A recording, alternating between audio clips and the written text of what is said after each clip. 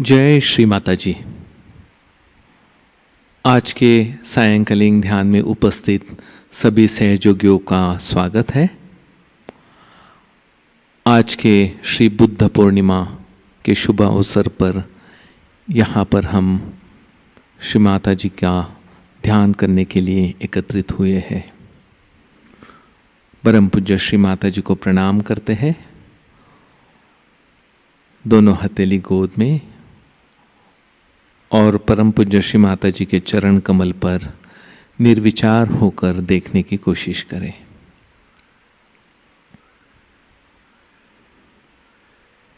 सामूहिक बंधन।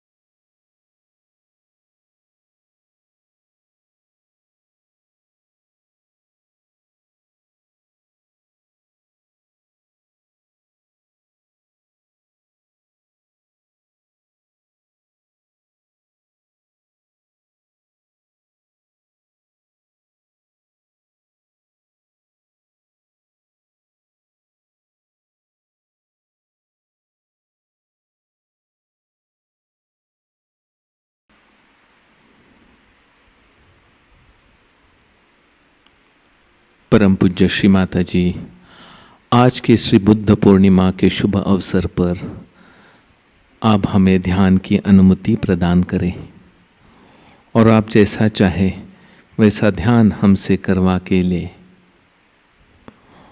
और श्री बुद्ध जी के सारे आशीर्वाद हमारे अंदर प्रस्थापित करें।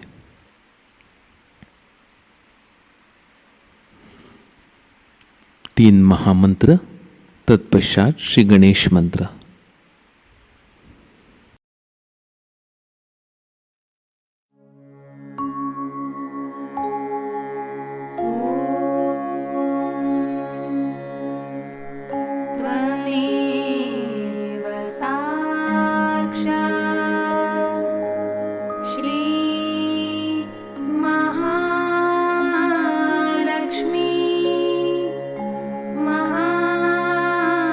सरस्वती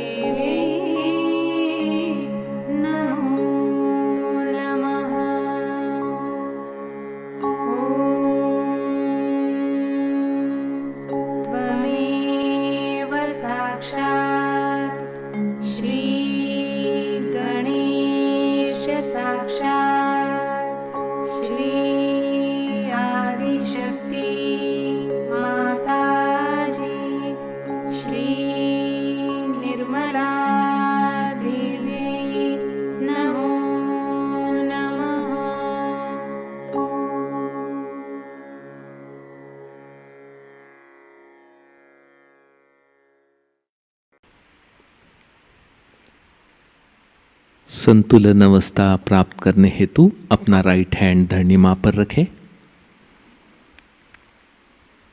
ईड़ा नाड़ी पर ध्यान देते हुए श्री महावीर साक्षात ये मंत्र लेते हैं। ओम त्वमेव साक्षात श्री महावीर साक्षात श्री आदिशक्ति माता जी श्री निर्मला देवै नमो नमः।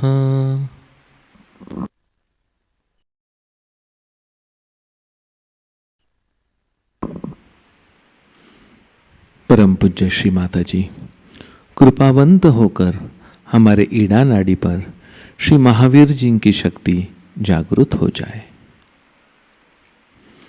हमारे ईड़ा नाड़ी में हमें पूर्ण संतुलन प्रदान करें।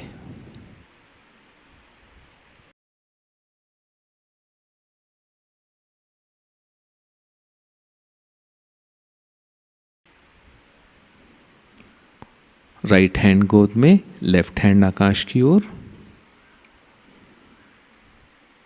मंत्र लेते हैं। श्री बुद्ध साक्षात। ओम त्वमेव साक्षात श्री बुद्ध साक्षात श्री आदिशक्ति माता जी श्री निर्मला देवै नमो नमः। परम पूज्य श्री माता जी कृपावंत होकर हमारे पिंगला नाड़ी पर श्री बुद्ध जी की शक्ति पूर्णतया जागृत हो जाए। हमारी पिंगला नाड़ी में हमें संतुलन अवस्था प्रदान करे।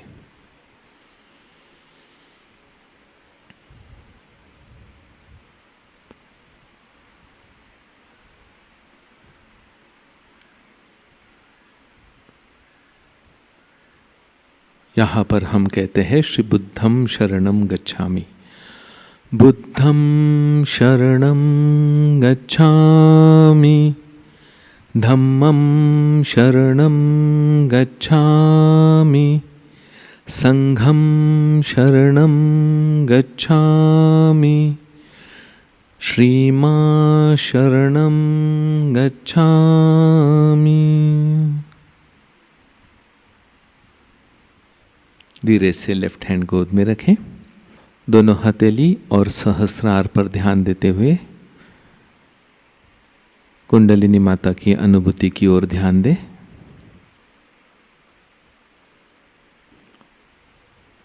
मूलाधार पर श्री गणेश जी को वंदन करते हुए प्रार्थना करते हैं। हे श्री गणेशा, कृपावंत होकर हमें संतुलन प्रदान करें। हमारे अंदर पूर्ण पवित्रता जागृत करें। चित्त हमारा मध्य हृदय पर। परम पूज्य श्री माता जी कृपा करके हमें निर्भय बनाए।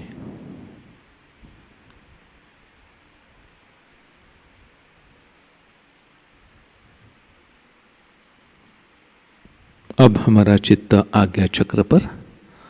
राइट हैंड की आज्ञा की उंगली आज्ञा चक्र पर रखते हुए प्रेस करके गोल घुमाना है और यहाँ पर मंत्र लेना है श्री मात्रेय साक्षात। ओम त्वमेव साक्षात श्री मात्रेय साक्षात श्री आदिशक्ति माता जी श्री निर्मला देवै नमो नमः।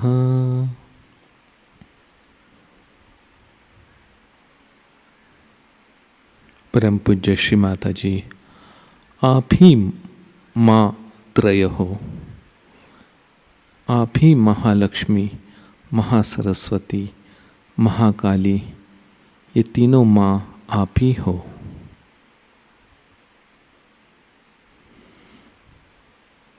राइट हैंड सहस्रार पर प्रेस करके गोल घुमाते हुए श्री माता जी को प्रार्थना करते हैं। परम पूज्य श्री माता जी, कृपावंत होकर हमें परमात्मा की शक्ति से एकाकार कराए। आज के इस श्री बुद्ध पूर्णिमा के शुभ अवसर पर हमें श्री बुद्ध देवता की शक्ति हमारे अंदर जागृत करे। धीरे से राइट हैंड गोद में, इसी अवस्था में हम थोड़ी देर ध्यान में बैठेंगे।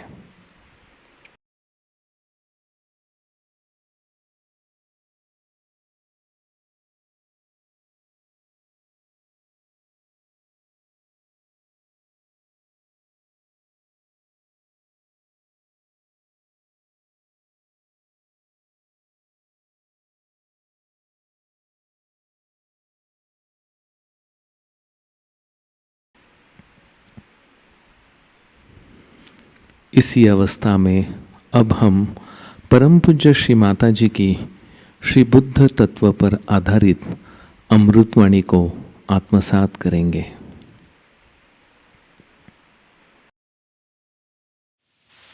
Today we have assembled here to do Sri Buddha Puja. I don't know how many of you have read of Buddha's life and how ultimately he achieved his enlightenment.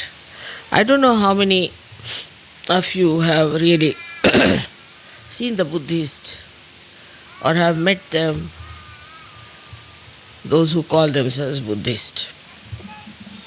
As in every religion, all of them got lost into some sort of a fundamentalism because none of them got realization. And that's why everybody established their own style of religion. Even you can say that Tao of Lao Tse also, or Zen of Viditama, all of them are offshoots of the same.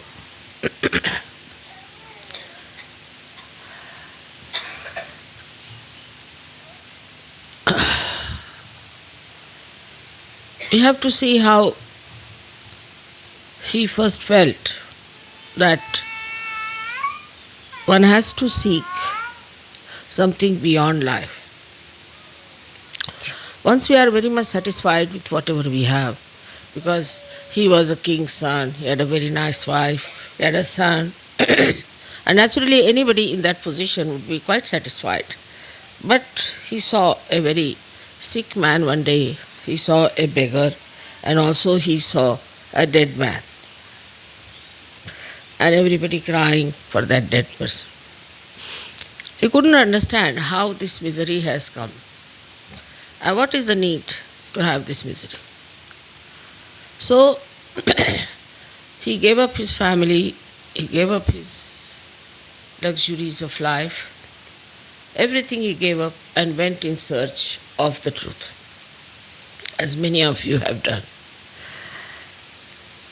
He would have been lost also, I would say, because he read all the Upanishads and he read all the books that were possible for him to say what is the truth is. But he couldn't get anything. He took a complete sannyasa in the sense, as far as the food is concerned, as far as the entertainment is concerned, everything he gave up. And ultimately he was lying under a banyan tree, and suddenly the Adishakti gave him realization, because he was so true and was one of the one marked for a special place in the Virata. He had to achieve that. Of course, I need not tell you about his previous lives. Perhaps in so many of my lectures I have already talked about it. What was his previous life and how he achieved his own enlightenment about himself. But what we have to see from his life is that he discovered and he found out that want is the reason, the desire is the reason of all the miseries. But he didn't know what was the real want, what was the pure want, what was the pure desire. And that's how he could not explain to people that they have to take to their awakening through their Kundalini. As he had followed such a ascetic life, that became the code for the Buddhist.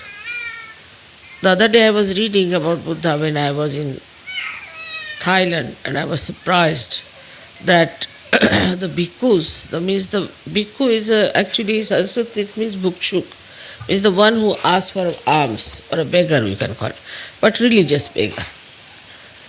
So he used to carry thousands of people with him, at least minimum of 1,000, bare feet, without any provision for food, without any arrangements for stay, nothing. And they were supposed to shave off their heads completely. No moustaches, no hair on the body at all. Moreover, they were supposed to wear only one dress. One long dress they had to tie up like this and cover themselves. Whether it was cold season or it was a warm season, whatever it was, they were not allowed to sing or to dance or to entertain themselves by anything. And food was just collected from the village, whatever they visited, whatever they got, very minimum, whatever they got,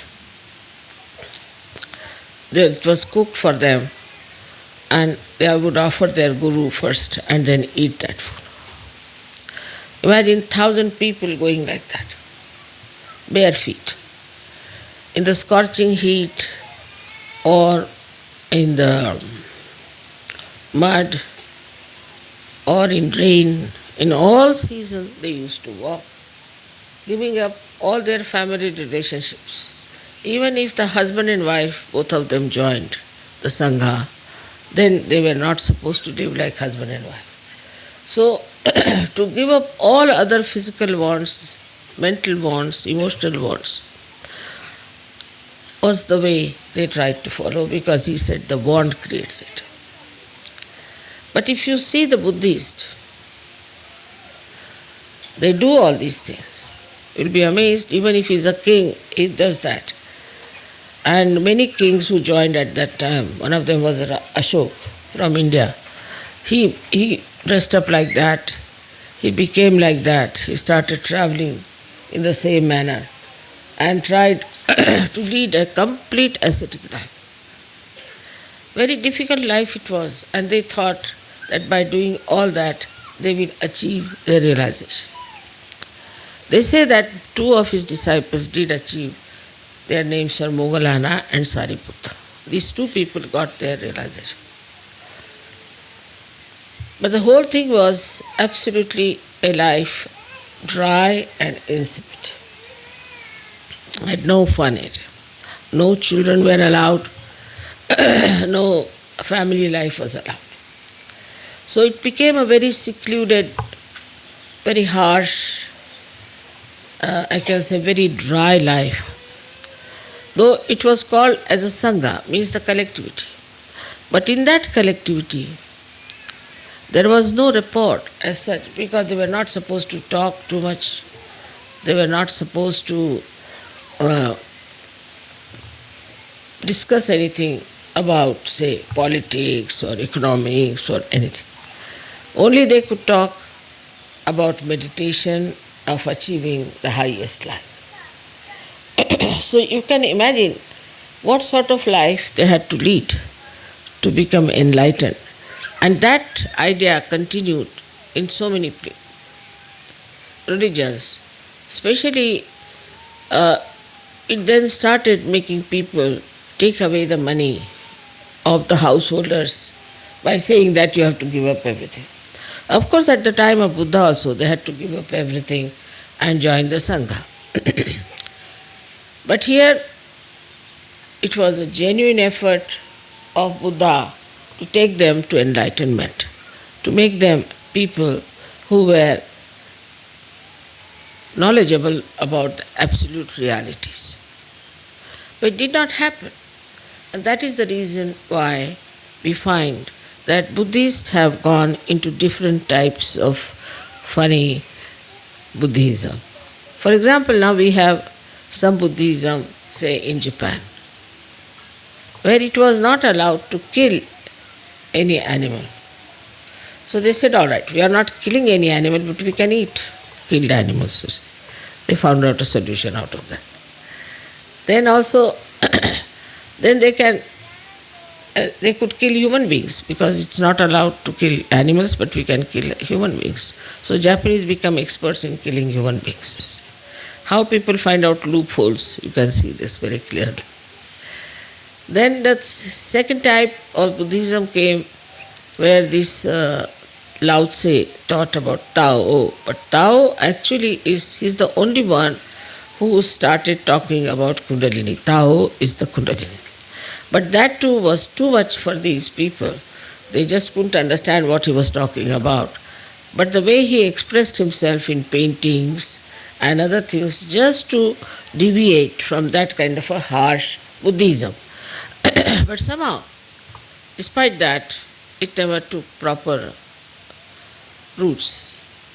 And I have met people who follow Tao, and I absolutely don't understand how these people are following the path of Kundalini. There's a river called Yangtze by which, when you travel, you find variety of things. After every 5 minutes, the scene changes, all the beautiful mountains take another form, and you have lots of waterfalls, and it's very interesting.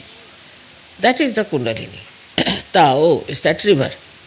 But it said that you should not divert your attention to these temptations which are outside. You should see them, but move. And that is what is Tao, which he brought in.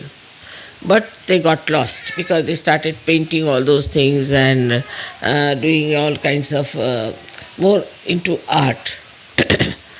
Basically, Buddha never thought of any art. He never wanted to have any art, and he didn't want to do anything with art. He said, but only thing is that you have to introspect and go within and deep down and find out what is the absolute truth. So the whole thing started deviating like this. Then this Zen system was the same as mixed up with Kundalini, which Viditama, one of his great disciples, who started in Japan. Now, the Zen system is that they used to put, I sometimes hit also on the back of the, what you call the spinal cord, on the chakras, and they would try to raise the Kundalini. All kinds of horrible things. In the Zen system, they developed very harsh methods of raising the Kundalini. It went to such a limit that I have met people who have broken their spinal cords. Then Kundalini will never rise in any case if the spinal cord. Please pay attention here. One lady walks out, then attention goes out. If your attention is so poor, please pay attention here. Do you understand that? If one person walks out, your attention should not go on. Please don't come inside to disturb. You see, the trouble is we must understand that our attention has to be steady. Any lady walks out, if your attention moves out, then understand that you have to meditate more. Please keep the attention. So now, then this Viditama Zen also took a very different form. I met with the head of the Viditama Zen system, and I was surprised because they called me because he was very sick, so they said, Mother, please help him to cure. But I found he was not at all a realized soul and did not know a word about Kundalini. So I said, how are you the head? How is it that you have become the head when you do not know the meaning of Kundalini? So he said, what is Kundalini? He couldn't understand anything. I said, what is Zen? Zen is to meditate, dhyan. I said, all right. Well, what about it? Yes, there is. I mean, so confused he was. Then I asked him, you are not a realized soul. Then how is it you are the head? He said, we never had any realized soul for now ages. Only for 6 centuries we had some Kashyapas, they called them Kashyapas. And after that we had no realized souls at all. So just think under what circumstances you got your realization.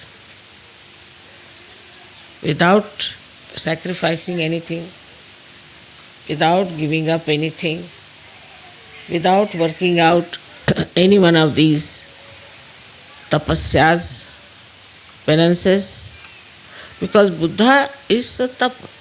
These 3 deities on your Agya Chakra, Christ, Mahavira and Buddha, 3 of them are tapa.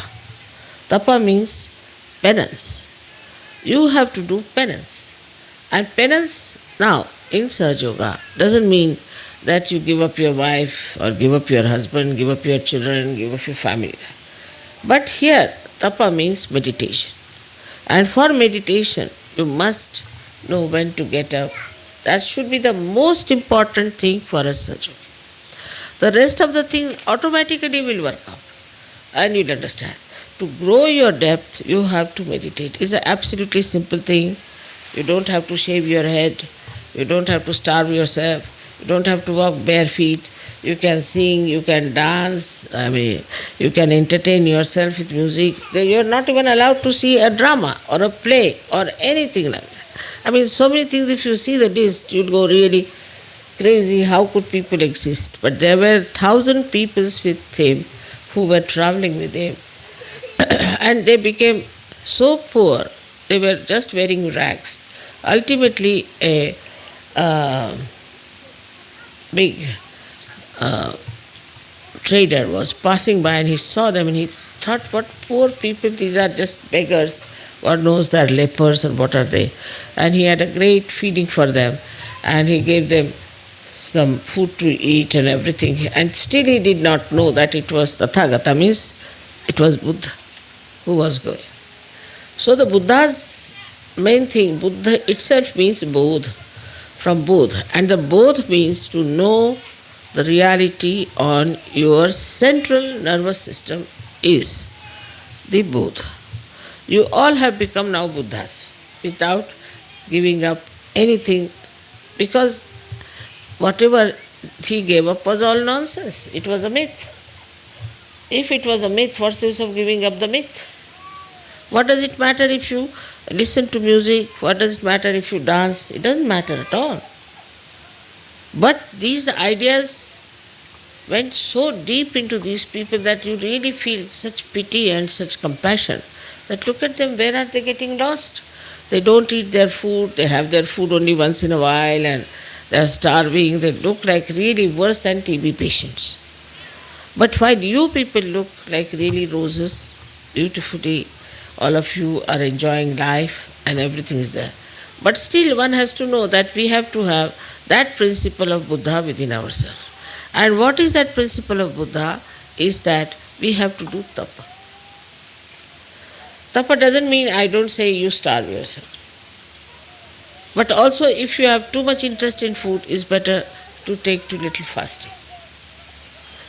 I never said that you should not enjoy music. Never, no question, you should.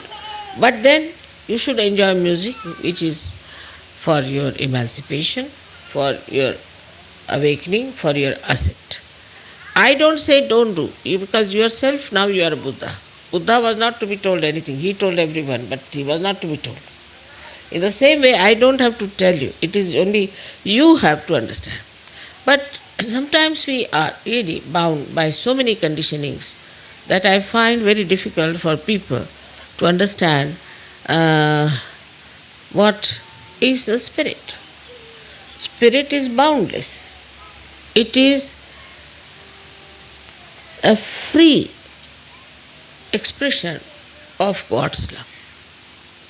So when it comes to the free expression of God's love, the compassion, the love, then one has to understand, do we do that or not? Even now there are many conditionings which are still working in us. For example, some of you are like this, that I belong to this nationality, to that nationality, I am this, I am that. We are very proud of that. We cannot mix up with other people. We are too high for the other people, or something like that. You are now become a universal being. So how can you have these stupid limitations which are mythical again? So one must see, introspect and find out if we are having, what's the matter with her? Take her away. Also with your children you must see, you see, very important how they behave. If they are aggressive or how they behave is very important, because they are also Buddhas, they are also realized souls, but they have certain conditionings in them and they are behaving according to those conditionings. Now, as it is, we can see there is light within us. What happens? That we start seeing what's wrong with us and we just drop it out. But even when you see that, if you cannot drop it out, then must know that you need more of power. Then you must learn how to raise your Kundalini, how to be connected with the divine power all the time, so that you are in thoughtless awareness and that you grow within yourself in a depth. I find the conditioning that is very much lurking still is my and mine still in Sahaja Yogis. Like before this, what I had heard about, say, English or all Western people, because I am talking to the Western people here, that they didn't care for their family, their wives, their children. Every third day they were divorcing, or fourth day they are running off with some other husbands or something like that. Now I find they stick like glue. Wife becomes very important, husband becomes very important, my house becomes very important, my children become very important. And first they were not interested in children, now they are sticking on to children like as if with some glue. It's impossible for them to tell that, see, children belong to the Sangha, to the collectivity. You don't think this is your child. Once you start thinking like that, then you are limiting yourself and getting into problems. The country-wise also, the problems are reducing very much, I should say. Also, we don't like to be racist. I know people hate those who are racist. They want racialism to go away. As in India, I've seen Sahaja Yogis want all the caste system must go away, because these are self-destructive. So we start seeing in ourselves what is self-destructive, what will destroy me, then what will destroy my family, then what will destroy my country, and what will destroy the whole world. All these ventures which are just the opposite of your constructive life, you start seeing, you see your derailment, you see you are going towards destruction, and you can stop it. And that is very important, only possible if you try to introspect yourself and meditate and see, have I got this quality? Some of them are very proud of their certain temperaments. Like, I am like this, what to do, mother, I am like this. No more. Now all your beautiful qualities have been awakened by your Kundalini. Shows that nothing was dead, nothing was finished. They were all there intact. And when the Kundalini started rising, she just awakened all those beautiful qualities. Apart from that, in the Guru Puja, I'll tell you what all has happened. Of course, you must have seen in Sastar Puja, I told you about yourself, that what you have achieved, you have no idea as to what powers you have got. But in Guru Puja, I'll definitely tell you what is the thing that is Sahaja Yoga. It's one of the most precious things that a human being should have known long time back. It is not only talking about God. It is not only saying there's divinity within you. But the effectiveness of that. So you don't need any science. You have any problem, all right, give a bandhan, finished. So simple.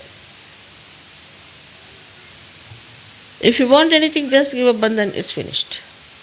You want to give realization, you raise that. That's Kundalini is raised.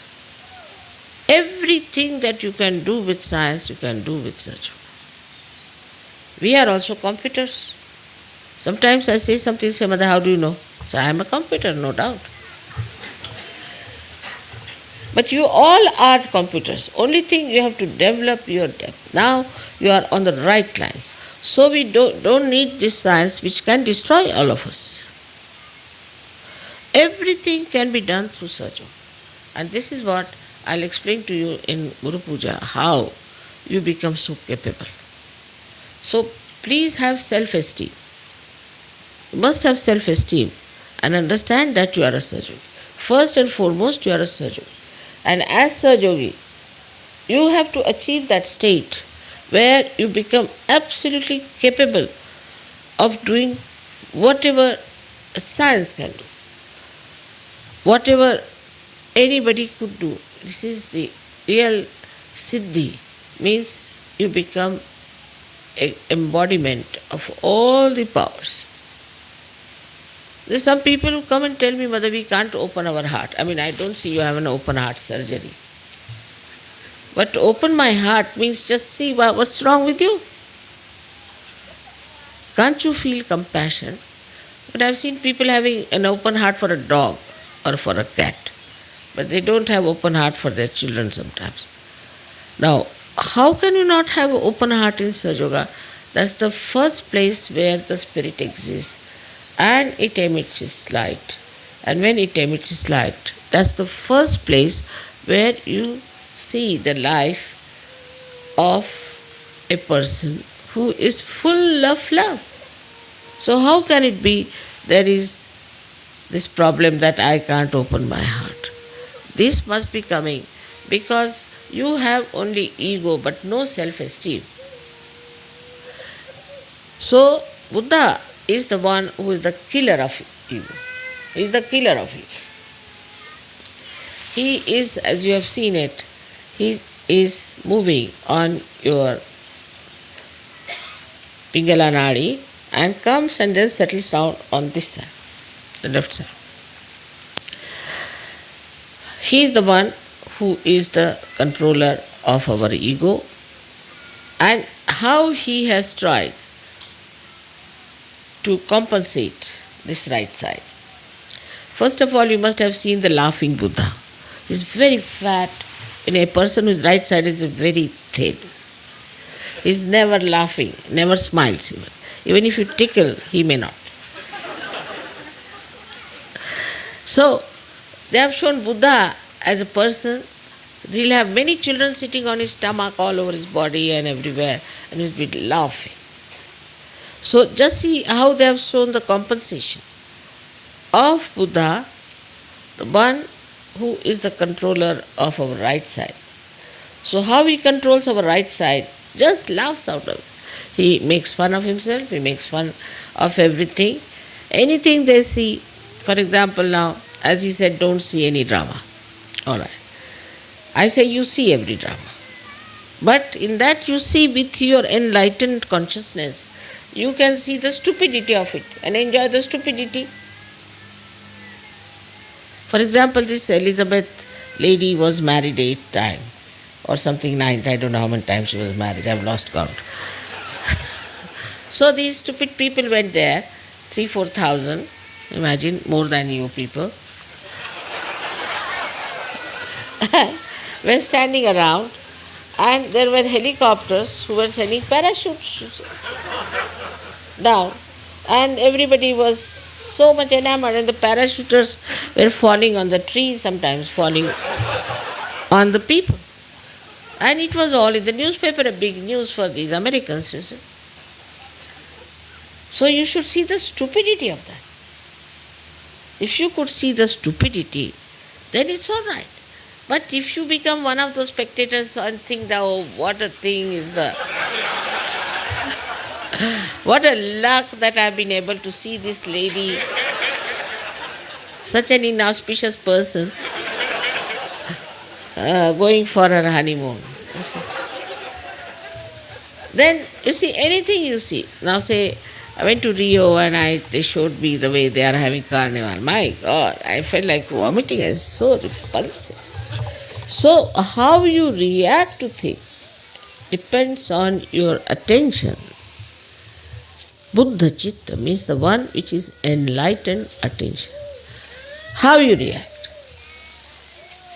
Of course, if it is something divine, then you have a rapt attention. Absolutely. You won't put your attention here. To you, it does not matter whatever may happen in the whole world. A complete attention on that. But if it is something stupid, you can see the essence of it. If it is something humorous, you can see the essence of it. So what happens with that attention? That you see to the essence of the whole thing, related to reality. Compared to reality, it is stupid. In the light of reality, it is stupid. It can be mythical, it could be false, it could be hypocritical, all kinds of things which are not reality. But if you are a Sahaja, you should be able to see that point and enjoy.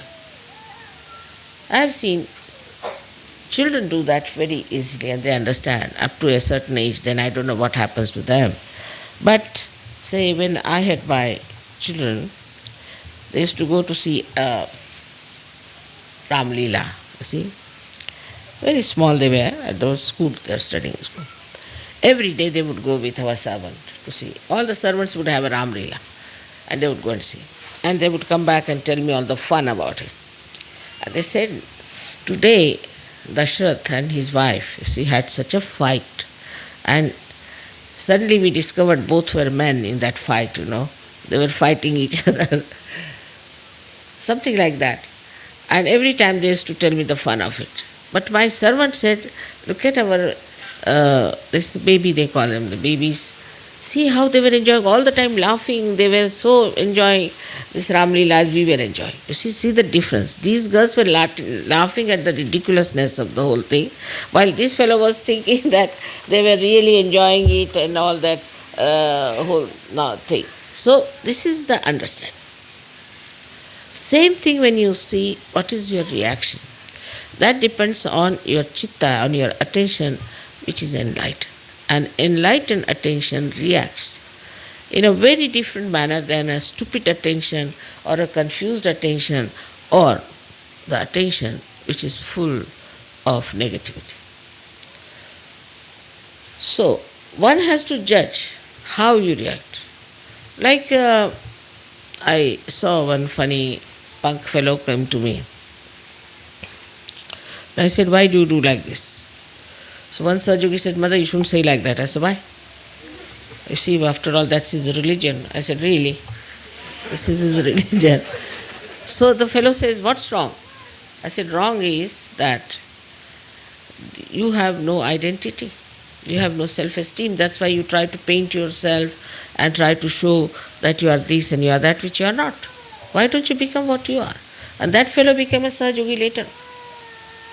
And this is what we have to see, that we have to accept what we are, and we are the spirit. And if we are the spirit, then we have to live and enjoy and do whatever is necessary. But there are 4 things which Buddha has said very nicely, which all of you should say every morning, I think, to understand. So first he says, Buddham Sharanam Gacchami. I surrender myself to Buddha. Means I surrender myself to my awakened attention, to my awakened consciousness. Buddham Sharanam Gacchami. It is very important to know that he said it again and again. Then he said, Dhammam Sharanam Gacchami. That is, I surrender myself to my dharma. Dharma is not what is outside these religions which are mythical and which are gone into some sort of a perversions, but the religion within myself, the innate religion, I surrender myself to that, which is righteousness, which you know very well, what are the real things within us which gives us all the value system. Then the third thing he has said, Sangham Sharanam Gacchami. I surrender myself to collective. You have to meet. I'm trying my level best to get some place where you can all meet, even in the name of a picnic or anything, at least once a month. Sangham Sharanam Gacchami is very important because then you know that you are part and parcel of the whole, that a microcosm has become the macrocosm, that you are a part and parcel of the Virat, that you become aware of it. And that is how things work out very fast. That is how we help each other. That is how we discover a person who is negative, that's how we discover who is not. We discover a person who is egoist, who is not egoist. That's how we discover the people who are not at all Sahajogis, claim themselves to be Sahajogis, and we just give them up. You understand? Without coming to the collective, without being collective, you can never understand the value of collectivity. It is so great. It gives you so many powers. It gives you so much satisfaction and joy that one must in Sahaja Yoga first pay attention to collectivity. Even supposing there's something missing, doesn't matter. You just become collective. While coming to collective, you don't have to criticize others. You don't have to call names of others. You don't find faults with them. But you introspect yourself and know that why, when everybody is enjoying themselves, why am I the one sitting down and trying to find faults? Must be something wrong with it. If you can just pay attention to yourself as far as the defects are concerned, then I am sure you will become much more collective than when you start seeing the defects in other people. And no use seeing. Supposing I have a spot on my sari, I better clean it. But if you have a spot on your sari, what's the use of looking at it? I cannot clean it. You have to do it yourself. It's a simple thing, it's a very practical thing, and this kind of a practical. Can you hear me, all of you? Such a practical thing has to be done to understand that Sahaja Yoga is the most practical. Is the most practical because it is absolute reality. So, with all these powers, with all these understandings, with all this compassionate love, you have to be sure about yourself and know that you are all the time protected, guided, looked after, nourished, and helped to grow by this divine power which is all pervading. May God bless you.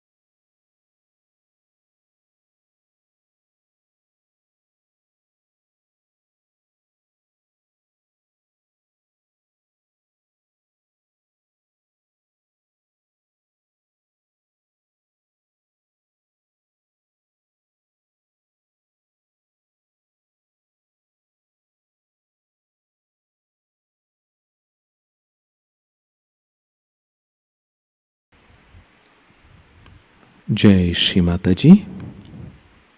Shri आदि शक्ति जी का पूर्ण मंत्र लेते हैं।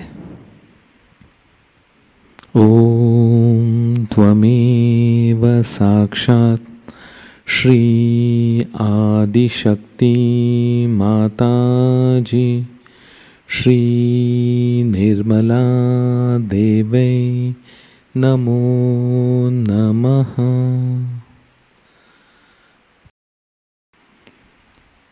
अब हम आरती की तैयारी करते हैं।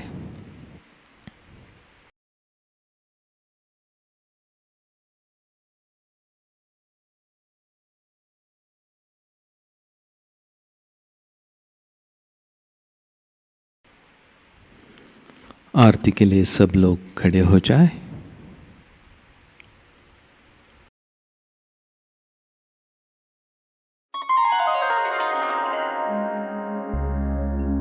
सबको दुआ देना माँ, सबको दुआ देना। जय निर्मल माता जी, जय निर्मल माता जी, दिल में सदा रहना।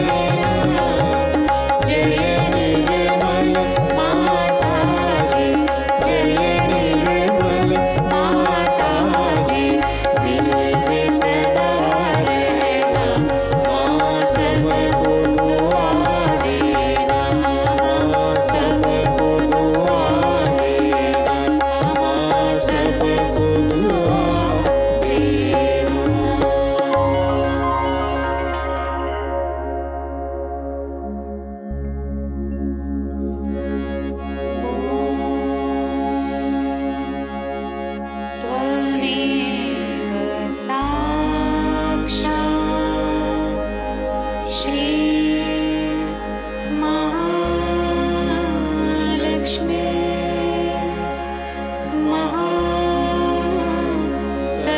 महासरस्वती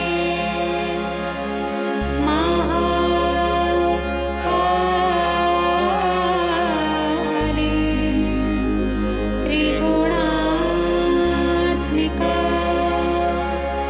कुण्डलिनी साक्षात् श्री आदिशक्ति माताजी श्री निर्मला देवी नमो नमः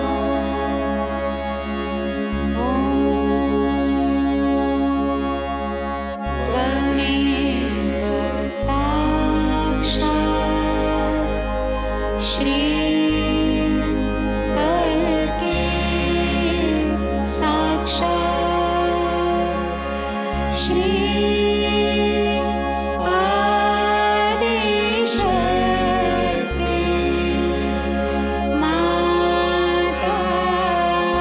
माताजी श्री निर्मला देवी नमो नमः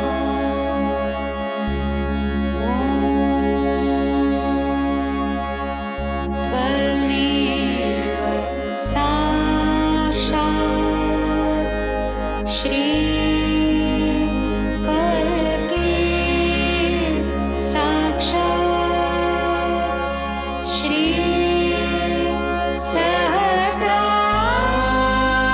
सहस्रार स्वामिनी मोक्ष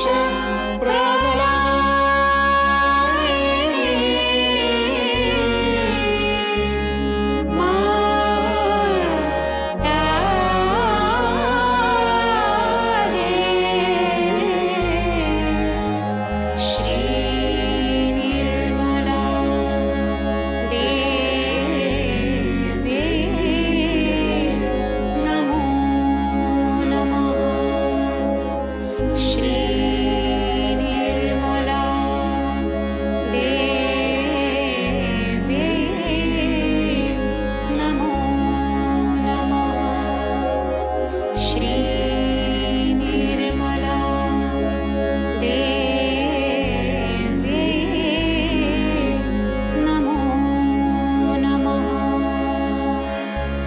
बोलो श्री आदिशक्ति माताजी श्री निर्मला देवी की जय।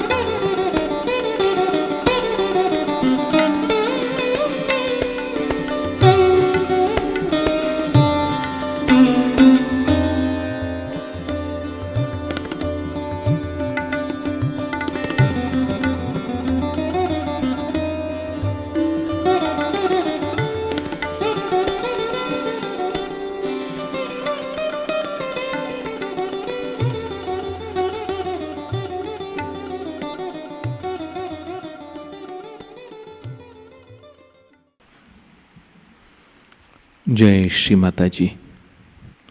परम पूज्य श्री माता जी, आज आपने बुद्ध पूर्णिमा के अवसर पर हमसे ध्यान करा के हमें संतुलन अवस्था प्रदान की। श्री बुद्ध दिन की शक्ति हमारे अंदर जागृत की, इसीलिए श्री माता जी हम आपके ऋणी हैं। परम पूज्य श्री माता जी, इस ध्यान के दौरान हमसे कोई भूल या गलती हुई हो तो कृपा करके हमें क्षमा करें। परम पूज्य श्री माता जी के चरणों पर कुछ प्रार्थनाएं अर्पित करते हैं। परम पूज्य श्री माता जी, पूरे विश्व में श्री बुद्ध जी की शक्ति जागृत हो जाए। हम सारे सहयोगियों के अंदर जो बुद्ध के प्रति, धर्म के प्रति और संघ के प्रति और आपके प्रति जो शरणागत अवस्था है वो हमारे अंदर जागृत हो जाए। हमारी सारी प्रार्थनाओं का कृपा करके आप स्वीकार करें। जय श्री माता जी। सामूहिक बंधन।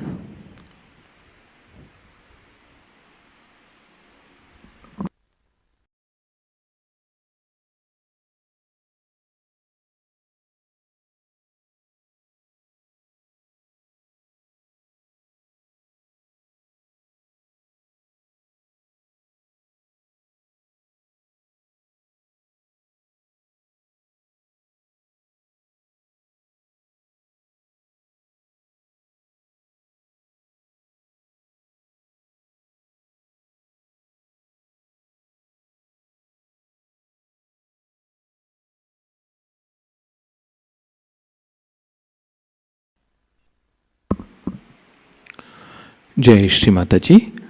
आज की सूचना इस प्रकार है।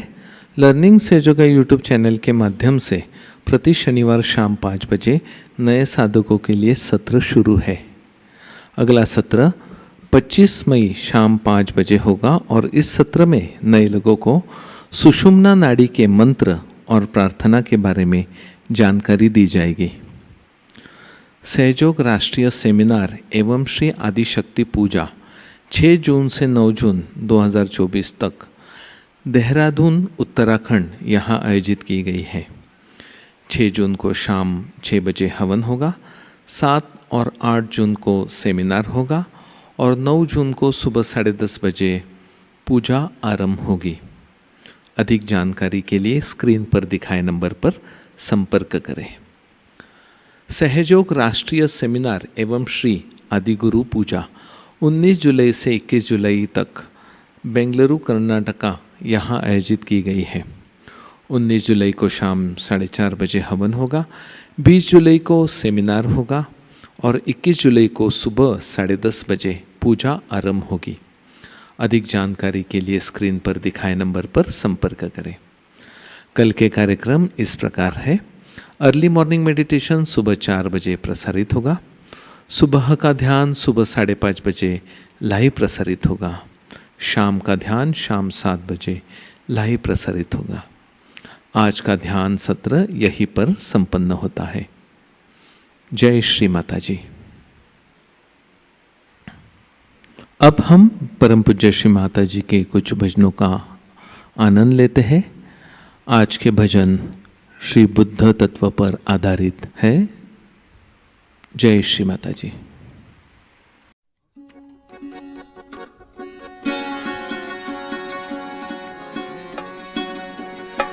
बुद्ध देवा तुझे ज्ञान गंगा, बुद्ध देवा तुझे ज्ञान गंगा, मार्ग दावी आम्हाला प्रसंगा। बुद्ध देवा तुझे ज्ञान गंगा, मार्ग दावी आम्हाला प्रसंगा। बुद्ध देवा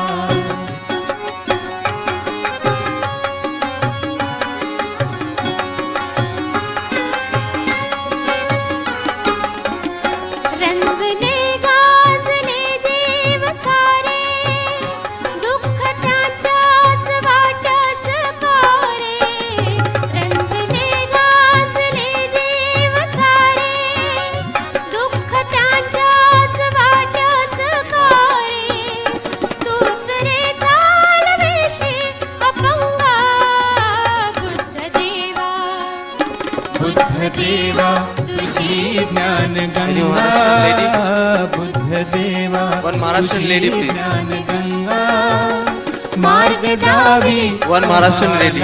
प्रसंगा। बुद्ध देवा One Maharashtrian lady, please.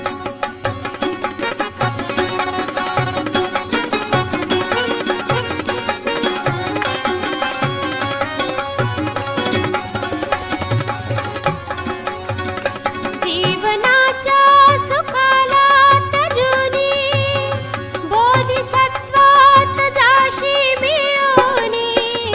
जीवनाच्या सुखाला तजुनी, बोधिसत्वात जाशी मिळवणी। त्यागुनी मोह माया कुसंगा। बुद्ध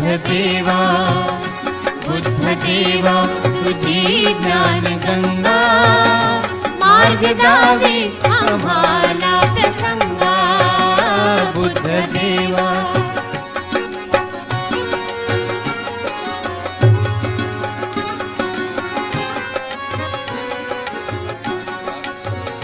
बुद्ध धम्मास संघास आम्ही, शरण जातो तुझे सर्व प्रेमी। बुद्ध धम्मास संघास आम्ही, शरण जातो तुझे सर्व प्रेमी। सोडून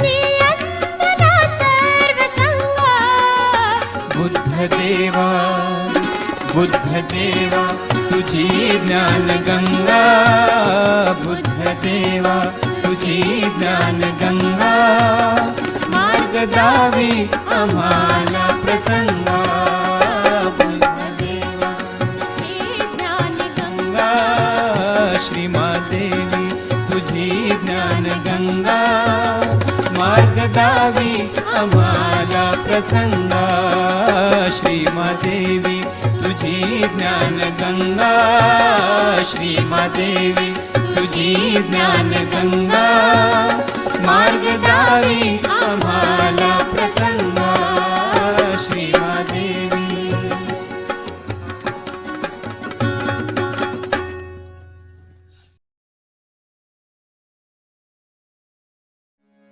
बुद्धं शरणं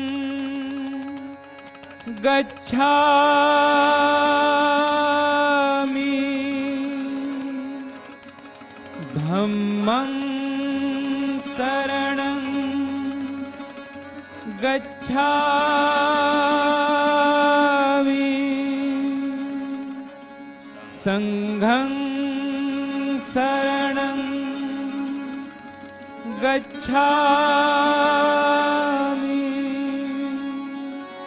श्रीमा शरणं गच्छामि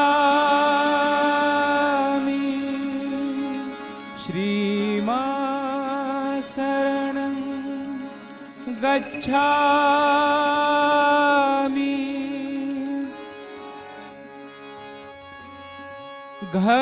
घबराए जब मन अनमोल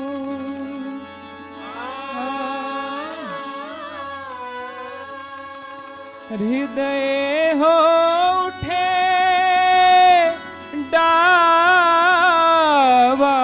डावाडोल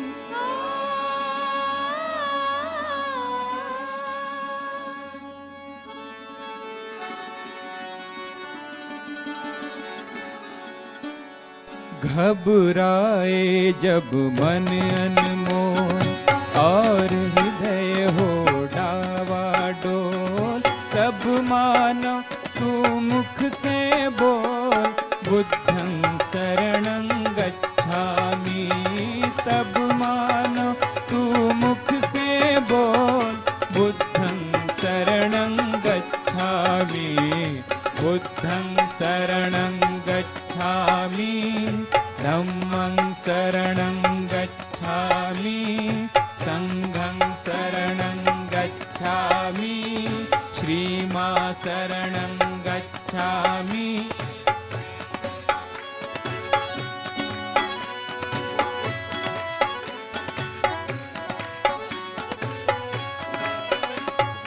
जब अशांति का राग उठे लाल लहू का फाग उठे जब अशांति का राग उठे लाल लहू का फाग उठे इंसा की वो आग उठे मानव में पशु जाग उठे धरती की काया कांपे अंबर जगमग उठे बोल तब मानो तू मुख से बोल बुद्धं शरणं गच्छामि तब मानो तू मुख से बोल बुद्धं शरणं गच्छामि बुद्धं शरणं गच्छामि धम्मं शरणं गच्छामि संघं शरणं गच्छामि शरणं गच्छामि श्रीमा शरणं गच्छामि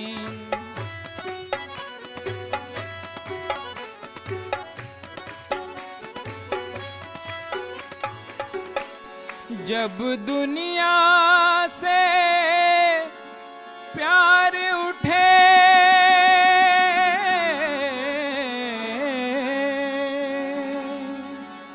जब दुनिया से प्यार उठे नफरत की दीवार उठे माँ की ममता पर जिस दिन बेटे की तलवार उठे धरती की काया कांपे, अंबर जगमग उठे बोल, तब मानो तू मुख से बोल, बुद्धं शरणं गच्छामि। तब मानो तू मुख से बोल, बुद्धं शरणं गच्छामि, बुद्धं शरणं गच्छामि, धम्मं शरणं गच्छामि, संघं शरणं गच्छामि, श्रीमा शरणं गच्छामि, श्रीमा शरणं गच्छामि।